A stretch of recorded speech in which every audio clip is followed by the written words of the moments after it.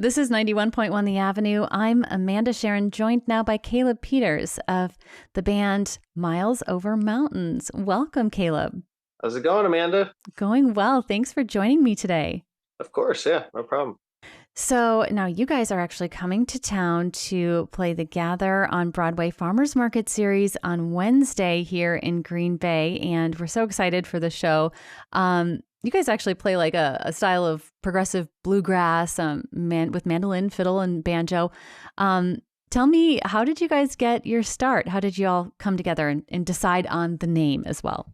So we started about 9 years ago in McHenry, Illinois. I think kind of came together through a lot of things. We all played around town in different groups, kind of in the same scene. Ran into each other a lot at the same functions, the same events, and things like that. And we've had some past members and some newer members. And our old banjo player AJ came up with the name.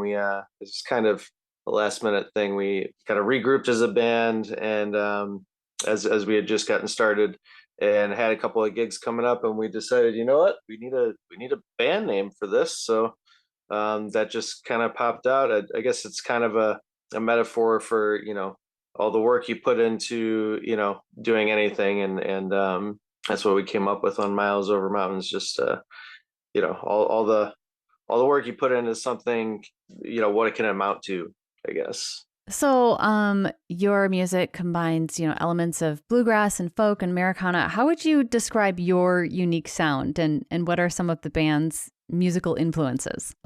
Yeah, I mean, we're influenced by a lot of our peers. There's tons of great bluegrass bands around. Yeah, we kind of go by the progressive bluegrass or jamgrass genre title, I suppose. But it's not limited to that.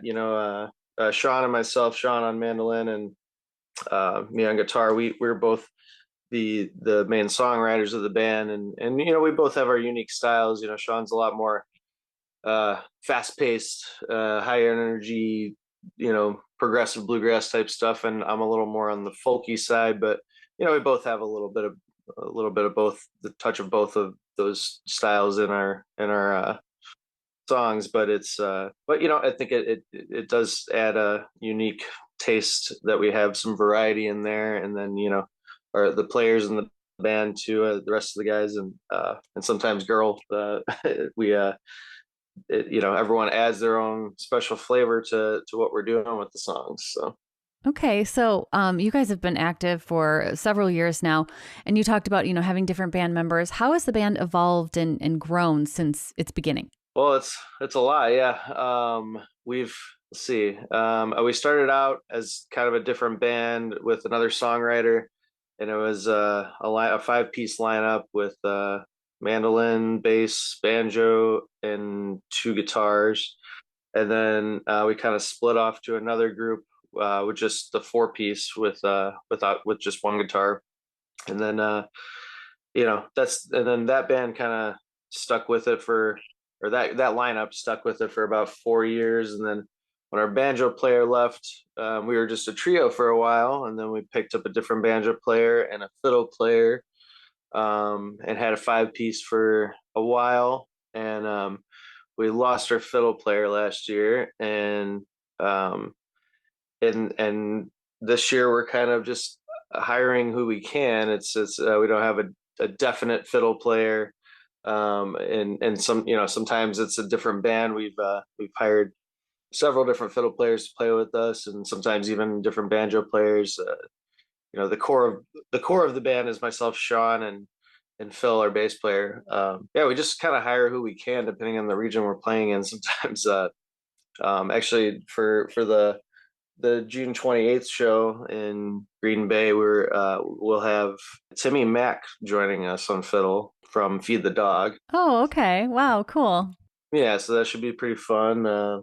We've played a handful of times with him before. He's a good old bud of ours, and yeah, looking forward to that. So awesome. So, how would you describe the energy of your live performances, and what can audiences expect when they come to see your show on Wednesday at the Gather on Broadway Farmers Market series, besides a member of Feed the Dog? Yeah, I mean, typically just pretty high energy. We like to cater to the crowd a lot. Farmers market crowd. I mean, again, it kind of depends on what the crowd looks like when we get there. If it's if it's a younger crowd with a lot of energy, that we're gonna give them the business. Give them the high energy stuff. If there's a lot of older folks and people kind of chilling in their lawn chairs and stuff, we maybe tame it down a little bit, do some more of the ballad type stuff, and maybe some like old timey stuff that might be recognizable to people. So yeah, we cater to the crowd however we can, but typically it's just as hard and heavy as we can, I guess. Right.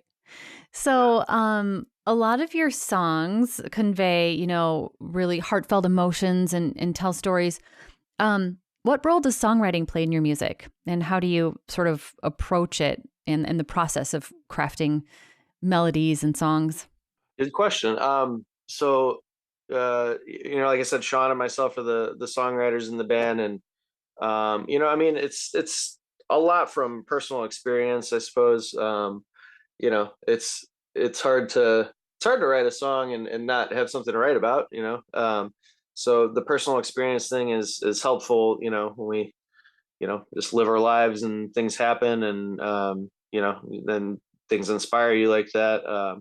There's songs about heartbreak, songs about boredom, songs about anything hard living and whatnot. I one of the songs off our new album, "Burn the Ships," we just released a few months ago. Uh, I wrote a song called "Hate It Here." It was kind of a COVID fueled song, just about being stir crazy, I guess, and just kind of wanting to get out of the whole situation and run away from it all. Um, but that's just an example. I mean, another song off that album that Sean wrote. It's a heartbreak song, I suppose, that kind of resolves well in the end. But it's all metaphorically speaking, I guess. He did a good job with that one, with a lot of clever wordplay, I suppose. But yeah, I mean, it's really, to put it simply, to answer your question, yeah, a lot of personal experience and just kind of forcing yourself to sit at the desk and put pen to paper. Mm-hmm. So, you guys have toured a whole bunch. What do you find are some of the challenges and maybe rewards of life on the road? How has touring sort of shaped your musical career? Well, yeah, we stay pretty busy. We love to tour. We have a fun time with it. It's always a blast. Just everyone's always looking forward to the weekend, or a whole week if we're out on the road that much. And we typically stay to not limited to, but we typically stay mainly to the Midwest area. It can be tough too, though. We sometimes 6 hour drive in between shows that go till 2 o'clock in the morning, and then the next one's at 4 p.m. the next day at a festival in a different state. So there's some challenges there. A lot of driving, a lot of not getting enough sleep, things like that. But most of the time, it is all worth everything that we put ourselves through for it. Right, right. So, looking ahead, what's ahead for the future of Miles Over Mountains? Are there any projects or releases that your fans can look forward to? Yeah, we just put out our fourth album back in March, and so we haven't been back in the studio since that. But we've already started working on some new material. It's tough this time of year, being so busy. We don't get a lot of time, but I think most of the time we spend writing and arranging new stuff is more in the fall and winter, when we slow down a bit for the year. But besides new music coming up, I mean, we're playing all over the Midwest, and beyond over the next couple months. I think we're going to say Green Bay Wednesday. We're doing something in Chicago the following weekend. There's some good festivals we got coming up throughout July. I think we're back in Wisconsin a little bit that weekend, and then in Arkansas for a few shows down Arkansas and Missouri for a few shows down the road in July. I mean, beyond that, yeah, it's just kind of all over the place, and yeah.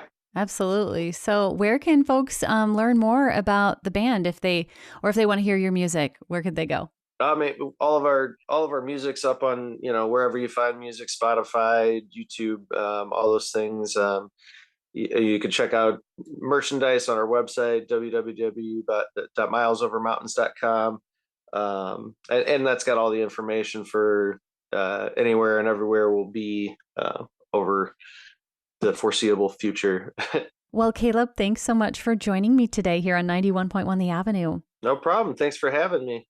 Absolutely. Caleb Peters, a member of Miles Over Mountains, who will be performing on Wednesday as part of Gather on Broadway's Farmers Market series, which is sponsored by Nicolay Bank, a supporting partner of 91.1 The Avenue.